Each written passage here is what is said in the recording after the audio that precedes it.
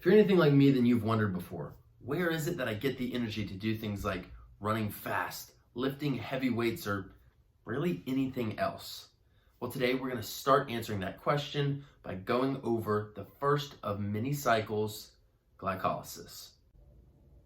Throughout the process of glycolysis, we are going to see 10 steps occur. We'll start with 1 glucose and end up with 2 pyruvate. So in step 1, glucose gets a phosphate group attached to its 6th carbon from ATP. Now, this turns into glucose 6-phosphate because we attached it to the 6th carbon on the glucose. The enzyme that does this is hexokinase, and again, we put in 1 ATP, we got out 1 ADP. Now, step number 1 is one of 3 steps that are considered highly regulated. That'll be steps 1, 3, and 10. As for this step, there's 2 things you need to know. Hexokinase is inhibited by glucose 6-phosphate by what we call product inhibition. All this means is that once we have enough of the product that we're getting out of the reaction, the body knows how to stop continuing to overproduce the thing it already has enough of. Now, the other thing you need to know is a little less important, but still relevant. Glucokinase, which is found replacing hexokinase exclusively in the liver and the beta cells of the pancreas, is inhibited by something called glucokinase regulatory protein, otherwise called GKRP, which really could get its whole own video, but for now, let's just keep moving. Now, in this second step, glucose 6-phosphate is rearranged into fructose 6-phosphate, but all of the components stay the same. They just got shuffled all around. Now, this happens through an enzyme called phosphoglucose isomerase. It's a mouthful. Now, step number 3 is going to be where fructose 6-phosphate gets another phosphate group from ATP, becoming fructose 1,6-bisphosphate. The bis meaning 2-phosphate and 1,6 implying that we now have a phosphate attached to the 1st carbon and the 6th carbon. Again, we are putting in 1 ATP and getting out 1 ADP. Now, this is another regulated step. So phosphofructokinase 1, PFK1, is activated by ADP, AMP, and fructose 2,6-bisphosphate. And I know it seems a bit weird that ADP would actually activate PFK1 since we require ATP to do this step. But in other words, these low energy molecules being around indicates the need to produce more energy. And that is why ADP would actually activate PFK1. Now, conversely, it's inhibited by ATP, citrate, and even by low pH. As for step number 4, fructose 1,6-bisphosphate is split into 2 smaller molecules. These are called glyceraldehyde 3-phosphate and dihydroxyacetone phosphate. These are often called DHAP and G3P. This happens by an enzyme called aldolase. As for the 5th step, DHAP is changed into another G3P molecule.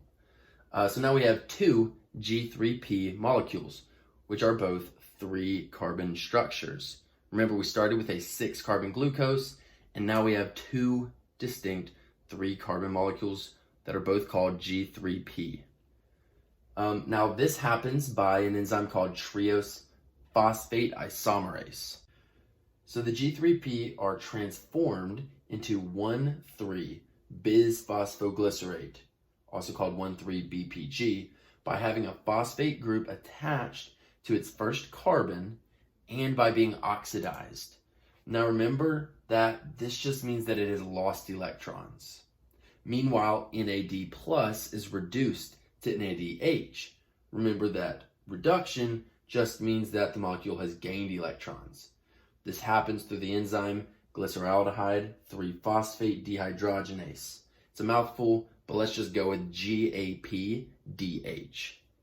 Now in this reaction, remember we are putting in 2 phosphate groups and 2 NAD+. And we'll be getting out 2 NADH and 2H. And those H are just protons carrying electrons.